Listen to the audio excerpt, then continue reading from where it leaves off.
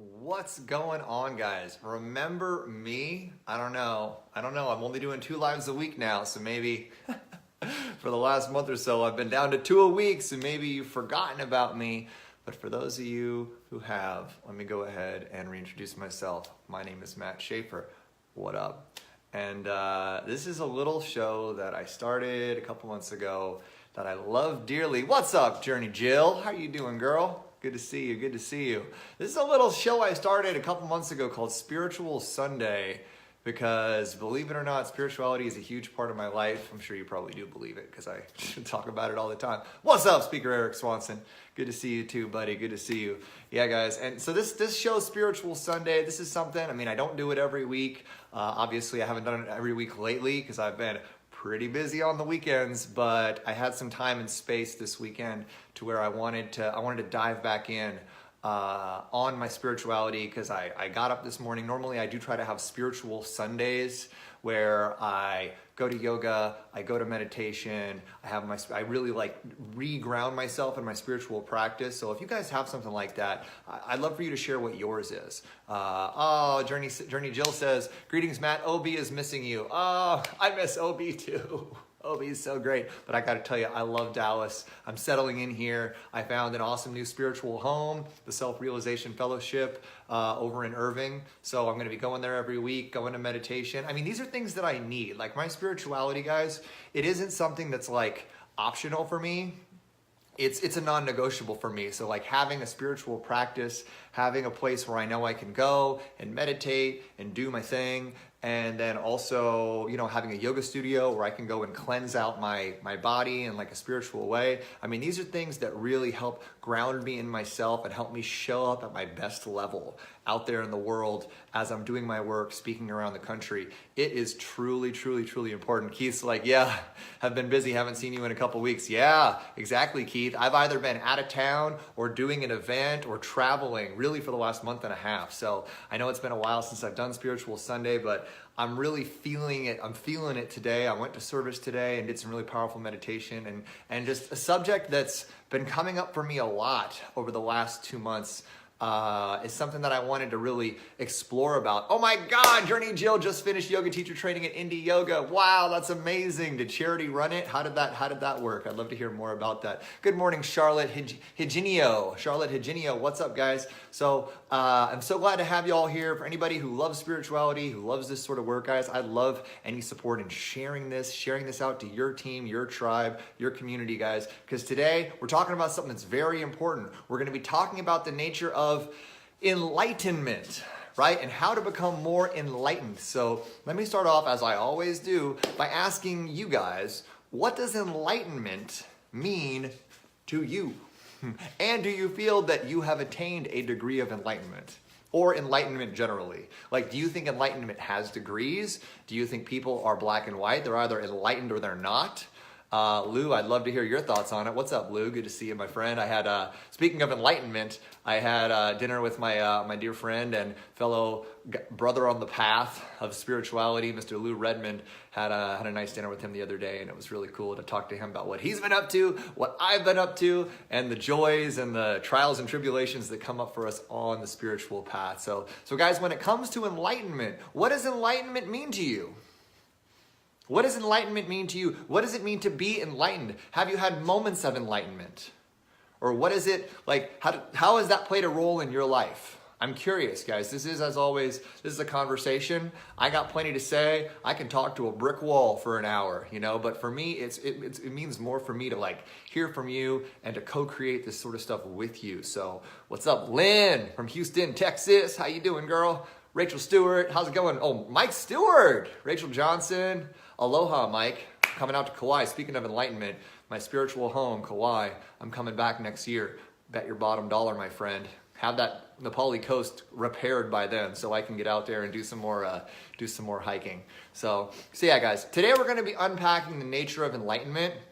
And I'm going to try to keep it laser because I got stuff I got to do in like half an hour, but I really think it's important to really like talk about enlightenment because like that's kind of what I committed to when I started this journey was the process of enlightenment. Okay, and so I want to start with a quote that's from Leo Gura, who's this guy. He does this really cool podcast called the Actualized podcast on iTunes. I highly recommend it. But he talks a little bit about the nature of enlightenment, and it sort of got my juices flowing. And the quote that really stuck out to me from that podcast was that enlightenment, that this is what he said, that enlightenment is basically an expansion of the ability to appreciate perspectives. Right? It's the ability to understand and appreciate more perspectives, right? So enlightenment is sort of like I think we start out, guys, in our spiritual path with the ability to appreciate what? Only our own perspective. What's up, Melissa Benedetti, Eduardo Placer? Happy Sunday to you. Happy Spiritual Sunday. So we're talking about the nature of enlightenment. So I could not agree with this more. When I heard this, I was like, oh my gosh, how perfectly accurate is that? When we start off on the path to enlightenment, or we just haven't made any effort to become enlightened, right? The only thing that we can really perceive is what? Our own perspective. Right? The one little perspective that we have. And that works great for us, or for when we meet other people who are just like us. But then it creates problems when what? When we meet people who have different perspectives. Because if the process of ascension, and this is something that I'm just coming up with here on the fly, if the process of ascension is us being able to raise up to a level to where we can serve and support other people, and more people, I think that's a really interesting way of describing it, and it sort of is congruent with what I've read in Power versus Force and a lot of other books, that as we ascend to a higher level of ascension, a higher level of consciousness, a higher level of enlightenment, we develop the capacity to connect to and serve more people. Right? So if that premise is true, if us becoming more powerful and us becoming more enlightened is us developing the ability to connect to and serve with more people, it sort of makes sense that in order for us to do that, we have to be able to understand and speak to their perspective. Does that not make sense, guys? Give me a one if that makes sense. So really, like, what it comes to enlightenment, when we're talking about the term enlightenment, we're talking about the ability to understand where other people are coming from. And the more enlightened we become is our ability to really strip away our own judgments, strip away our own preconceptions, our own prejudices, our own biases, and be able to not only understand, but appreciate the perspectives of other people. Does that make sense? You guys understand that? Journey gets it. Melissa gets it. So really, like, I think the first step, right, in being able to do this, like, I don't got an outline for this, y'all. I'm just freestyling on this, and I hope you guys resonate with it. I think the first step in doing this really does come from within. The first step in us being able to, like, expand our own perception to include and enlighten ourselves to be able to appreciate the perspectives of other people is to become aware and strip away our own biases, our own prejudices, our own tendencies towards judgment. So the first step in expanding and enlightening ourselves to be able to appreciate and connect with the perspectives of other people is to start rooting around in ourselves. Become well acquainted with what? Your ego. Become well acquainted with all the things in which you make knee-jerk judgments on people. Right? Like for me, I'm still constantly listening for that voice of judgment in my head. Right? I'm listening for that voice of judgment, like when somebody misspells a word in a post on social media. Like I have this knee-jerk judgment that comes up for me, and that right there, me doing that, cuts me off. Right? It cuts me off from being able to like fully appreciate and understand what that person is communicating or what they're saying. So the first step, guys, in us being able to expand our own consciousness to appreciate the perspectives of other people is our ability to strip away all the judgments and biases and conditioning that we've absorbed over our lives that are blocking us off from others. Does that make sense? Do you guys understand what I'm saying? Charlotte has a great point here. Enlightenment to me is an enhancement of her perception, as well as taking that perception I receive mentally and using that perception to be insightful in my endeavors with others. Absolutely, and that brings up another interesting point, Charlotte. Is that so? What we get to do is we get to get rid of all of our own junk so that we can really see other people and understand what's important to them and speak to it, right? Because not everything is going to be important to everybody. Different people have vastly different priorities and vastly different perceptions based upon their level of consciousness. And just because one thing is important to you and another thing is important to them, it doesn't mean that they're right and you're wrong, or you're right and they're wrong. Nobody is right or wrong. There's a vast spectrum of things that people place importance on. There's a vast spectrum of perspectives and priorities that people have. And the more we can remove our judgment from seeing other stuff that maybe it's not important to us, but it's important to them, that means that that's important to them. And if you want to connect to them, you have to speak to people in terms that resonate with them. So that's, if we want to be effective communicators, if we want to become enlightened beings that are sharing our light with the world, we have to not only understand, but we have to be able to appreciate the stuff that other people are into, even if it's stuff that we don't understand ourselves or that we don't place any value on.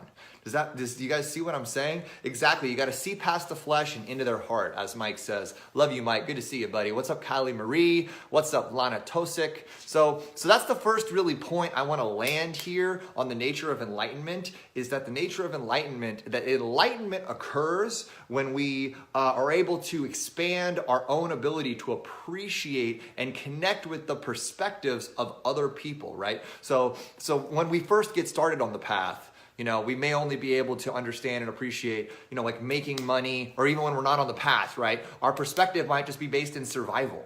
It might be based in survival. Like, this is me speaking for myself. My perspective was based in survival. It was based on getting by, making money, hopefully finding someone to get married to, have a family. Like, that was my value set, and that was what was important to me, because that was the only perspective that I had, really.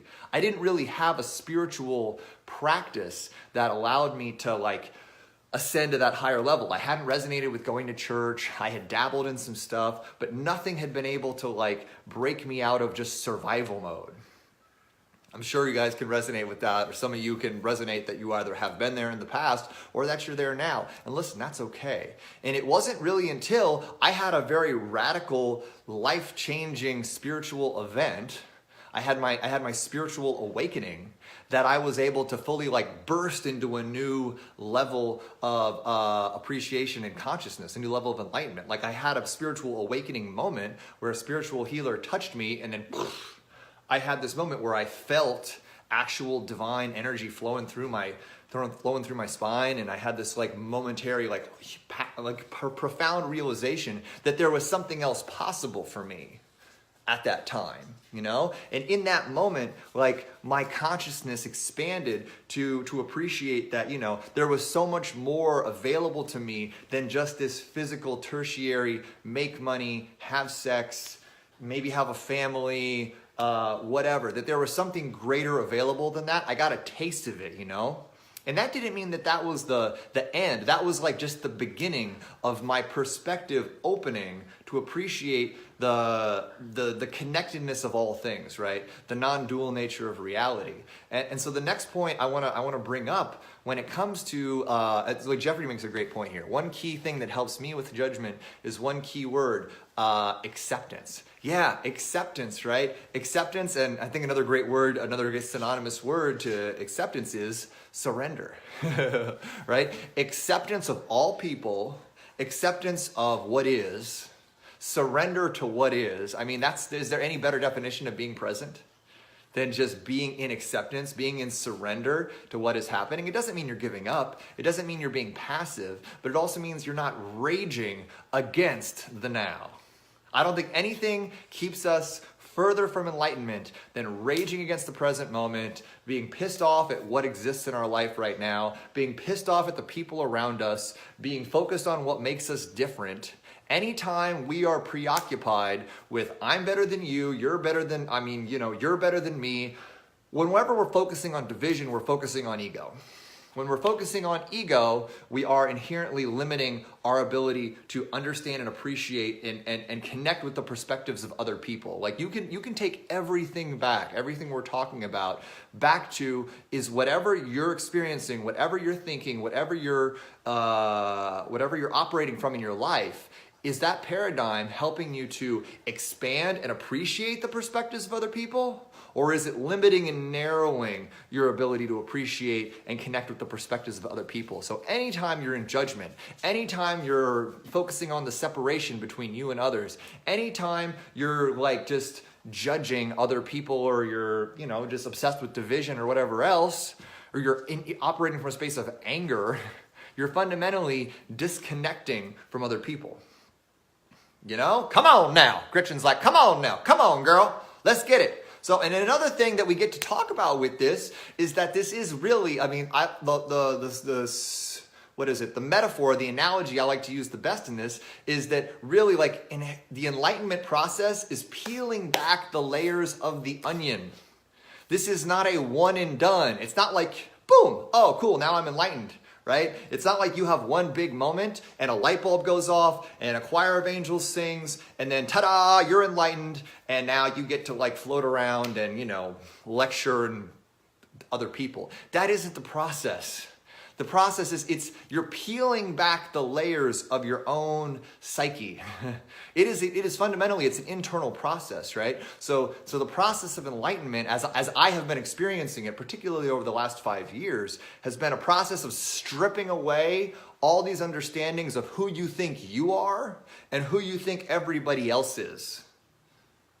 Can anybody relate to that? Give me a 1 if you can relate to that. To me, the spiritual process is stripping away all these layers of labels and identifications and all this stuff that we've tried to like cling to give us a sense of who we are. And as we strip away these layers of labels for ourselves, we also do that for others.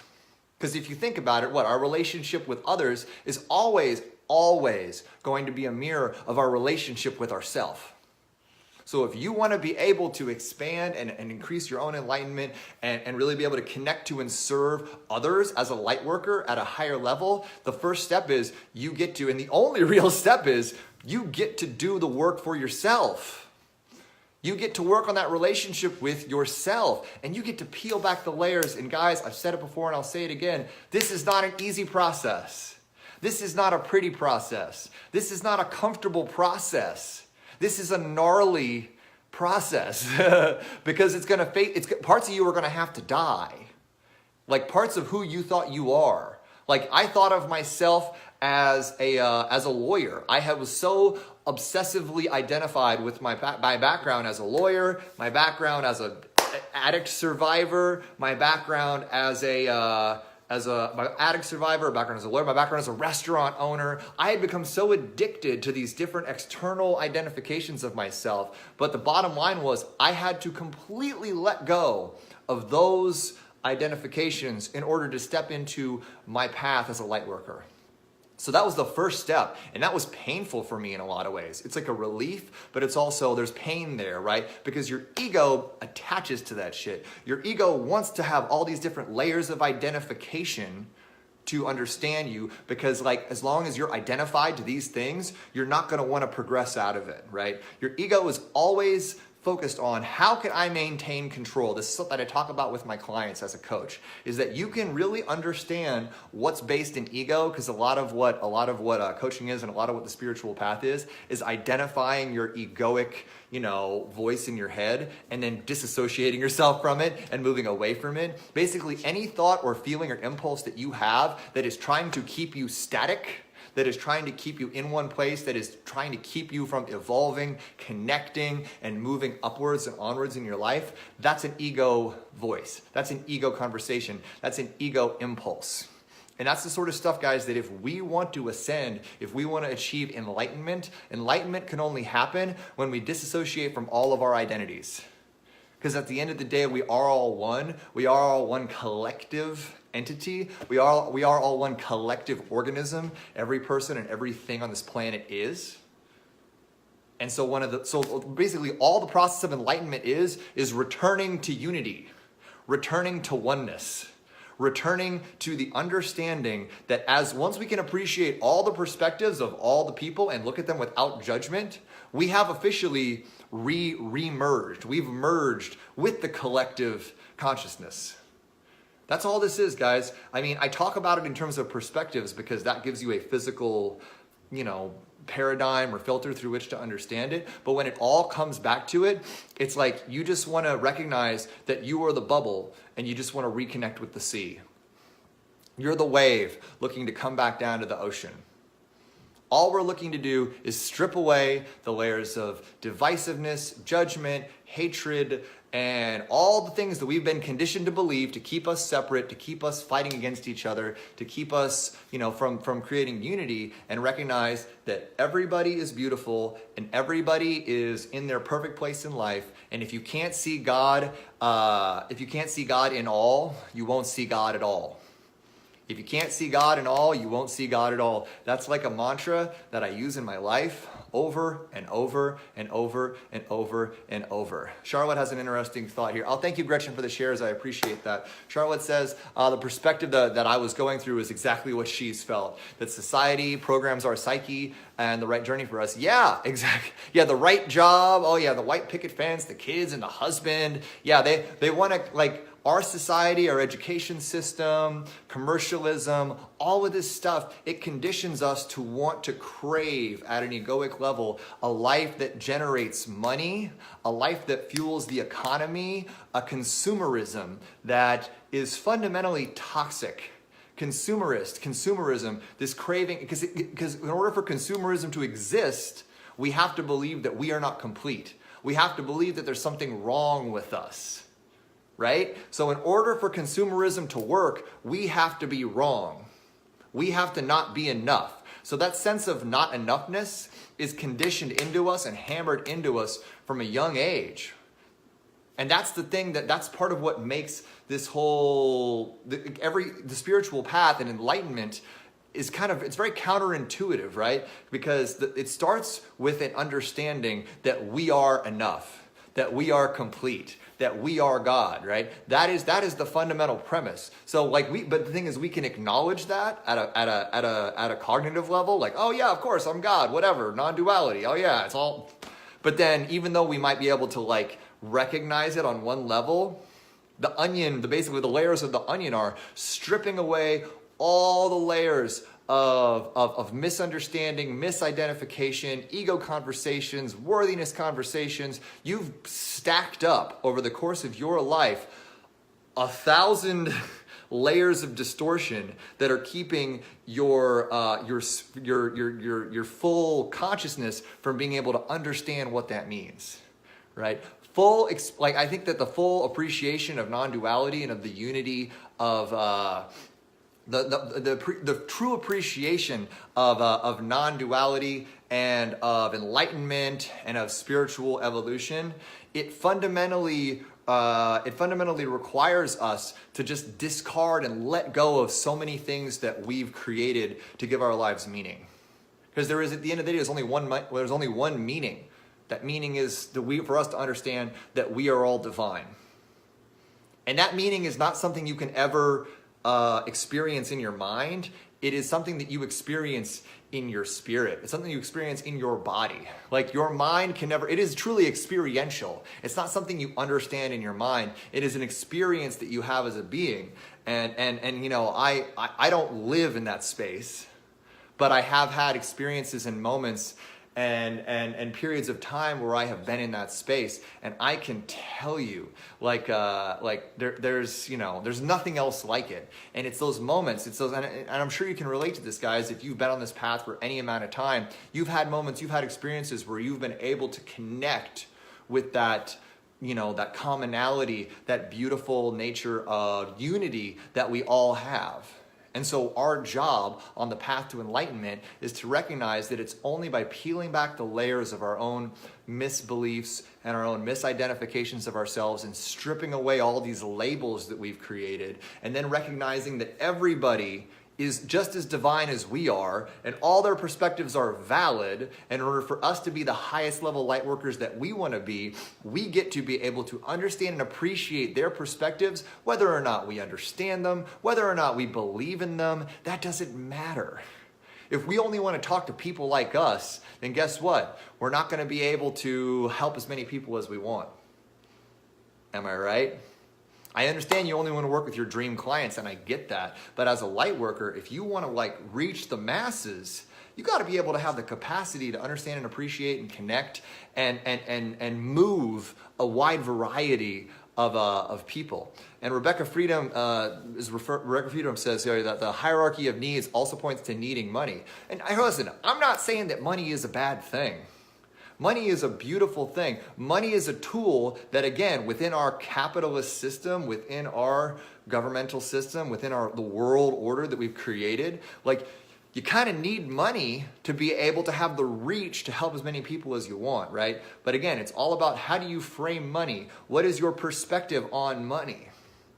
If you're using money as your mechanism to be happy, you are setting yourself up for a rough trip. Right? If you're using money as a tool to expand your reach and to live your purpose and to really work through the most amount of people, if you're using money as a tool or a mechanism to help you ascend to those higher levels on Maslow's pyramid, including self-actualization, which is at the top, if you're using money as sort of a fuel to push you up to higher levels, then yeah, money is a fantastic asset. Right? Because money is just energy, truly. So I think having a healthy consciousness around money is really important, especially for those of us on the spiritual path, because we are conditioned to believe that money is evil and the eye of the needle camel thing with the Bible and all that stuff, and that's a fundamental misunderstanding, right? Again, I believe that the church ingrained villainizing abundance in the early days of Christianity, just merely to keep people from wanting to improve and ascend in our economic system. So I think that was an understanding that was cultivated to keep us weak, to keep us divided, and to create something of a economic class warfare. Right? Even today. Oh yeah, what's up, Sabrina? Yeah, we're doing a little spiritual Sunday. This is my last rant, guys, and then I'm gonna have to wrap this up because oh my gosh, I'm already supposed to be there. Okay, so got carried away. But guys, bottom line is, I believe that we've been taught to villainize abundance and villainize money because that helps people not want to strive to create that. And here's the thing: creating money and living in abundance is not a sin. There's nothing wrong with it. It's actually one of the most effective tools you can use to ascend personally and professionally. But the bottom line is, you got to do it from a space of alignment. You got to do it from a space of clarity around who you are, what your purpose is, and if the generation of money is distorting you, if the generation of money is pulling you away from your spiritual practice, if it's toxic to you energetically, then that's something that it can't ride, right? That's not going to support you, because that can't be your fundamental purpose. You can't be making money for the sake of making money. That can't be the why. That can't be the intention underneath it. And you can't be making money to fill the void in who you think you are. That can't be the basis of the money, because the money will never fill the void for you. Money will never serve as a good purpose for you. Money will never, that's just not it. Money is a mechanism and a tool to help you function within a system that we've created, right? The only reason money exists is because a bunch of people created a collective myth that we needed it, okay? That myth was created long ago, okay? So we are living in a collective myth about money and its nature and importance, right? But it's a myth that's shared by everybody. So in order for us to function within this society, we all kind of have to buy into it at a certain level. Money is important if you want to function within our culture. It is. But just the pursuit of money can't be the abiding drive of your life. The abiding drive of your life gets to be your own enlightenment, your own ascension of your consciousness within this lifetime and the lifetimes that follow. if you believe in that sort of thing. I do.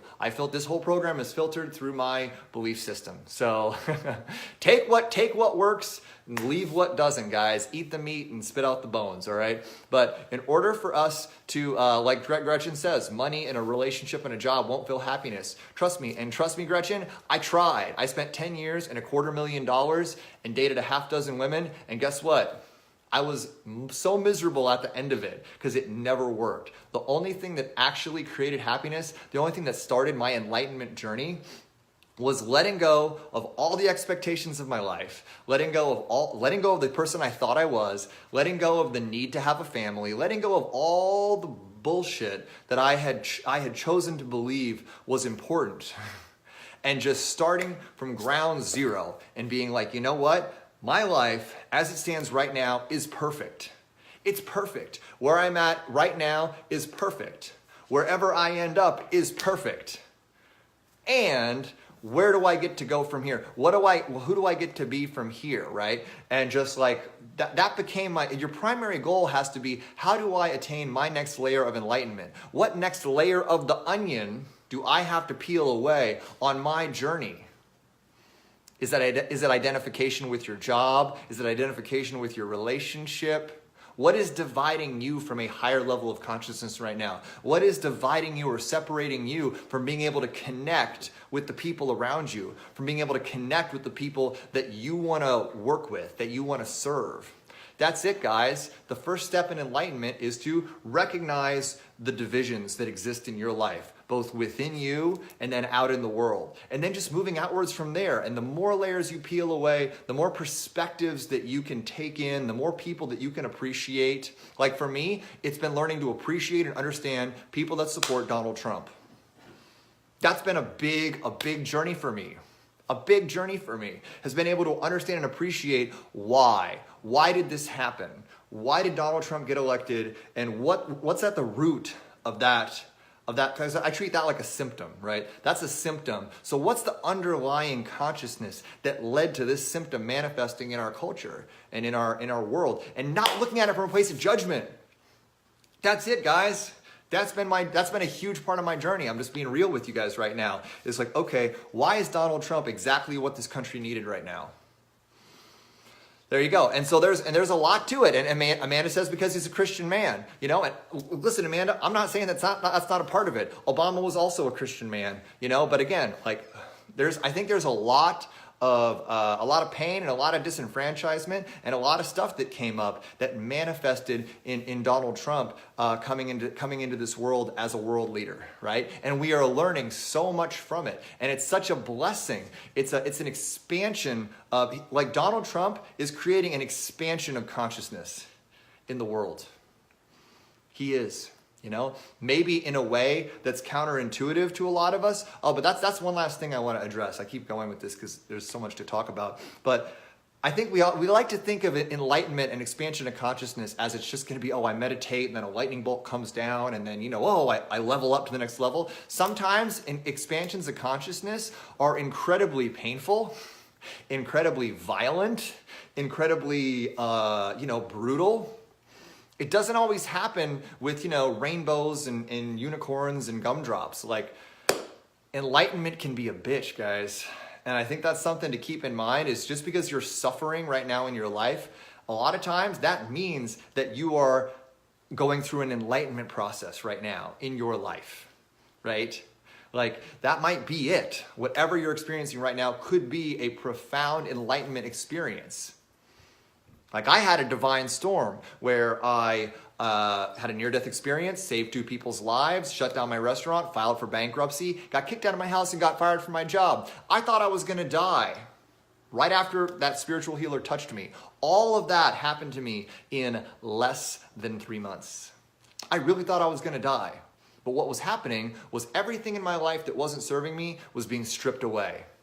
All the things I had identified myself with were being stripped away, so that I could blossom into a new, into alignment and come into a space of enlightenment.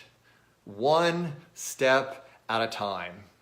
So that's just where I want to end this, guys, is for y'all to look at your lives and look at, what level of enlightenment have you achieved right now? Where is there division in your life? Where is there judgment in your life? Where are you operating from a space of bias and anger towards others or towards yourself? And how can you start peeling that away? Because at the end of the day, guys, we're all connected, we're all united, we're all part of a giant collective consciousness, and we're all here to serve and connect and help and support each other ascend to higher levels. And the only way we can do that is if we focus on enlightenment above all else. So I hope you guys liked this show. Please share this video if it resonated with you, and maybe I'll see you next week on Spiritual Sunday. We'll see. I'm going to try to, because I love this show. I love doing it. Gretchen, I come on most Sundays for doing this show, and I'll appreciate it. And then I also have a Monday show, Gretchen. Mondays with Matt, 7 p.m. What's up? Every Monday at 7 p.m. Pacific time, so 9 p.m. Texas time. And then I also do a Wednesday show around 12:30 Pacific time on relationships and love and all that delicious stuff. So guys, I hope to see you guys next week. If you have any questions, anything you want me to speak into on spirituality, please let me know. I love digging this stuff. I love unpacking it. All right, guys, lots of love. Have a wonderful, wonderful, wonderful week. If any of you know somebody or you're interested in coaching, I am currently filling my coaching roster for next year. So if you are looking for coaching, I'm taking on people for December into January, February, March, April, May. So if you are looking for coaching, holla at me. I would love to talk to you about it. And guys, have a wonderful, enlightened Sunday, and I will see you next week. Send me a personal message, guys. Gretchen, anybody else who's interested, if you're interested in coaching, send me a personal message and we will talk about it. All right, guys, lots of love. See you next week. Peace.